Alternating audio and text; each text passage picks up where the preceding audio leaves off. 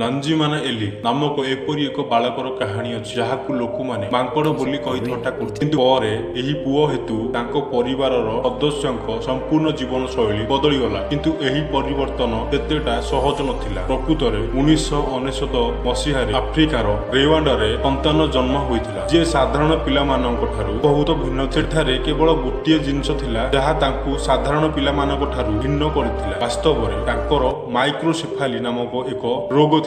ଏହି ରୋଗରେ କଣ ହୁଏ ନା ଜଣେ ବ୍ୟକ୍ତିଙ୍କ ମୁଣ୍ଡ ସାଧାରଣ ମୁଣ୍ଡଠାରୁ ବଡ ହେବାକୁ ଲାଗେ କିନ୍ତୁ ବୁଦ୍ଧି ପିଲାମାନଙ୍କ ପରି ରହିଥାଏ। ଏହି ରୋଗ ଏ ପିଲାକୁ ମଧ୍ୟ ହୋଇଥିଲା ଆଉ ସେ ବଡ ହେଲା। ବଡ ହେବା ପରେ ତାଙ୍କ ଗାଁର ପିଲାମାନେ ତାଙ୍କୁ ମାଙ୍କଡ ବୋଲି କହି ଚିଡେଇବାରେ ଲାଗିଲେ। ଯେଉଁ କାରଣରୁ ସେ ମାନସିକ ନିର୍ଯାତନା ସହି ନପାରି ସେଠାରୁ ଦୌଡ଼ିକି ପଳାଇ ଜଙ୍ଗଲରେ ରହିବାକୁ ଲାଗିଲା ଆଉ ଜଙ୍ଗଲରେ ଫଳ ଇତ୍ୟାଦି ଖାଇ ନିଜକୁ ବଞ୍ଚିବାକୁ ଲାଗିଲା। କିଛି ଦିନ ପରେ ତାଙ୍କ ପରିବାରର ସଦସ୍ୟ ତାଙ୍କୁ ଧରି ଘରକୁ ନେଇଗଲେ। କିନ୍ତୁ ପୁଣି ଥରେ ସେହି ପିଲାମାନଙ୍କର ନିର୍ଯାତନା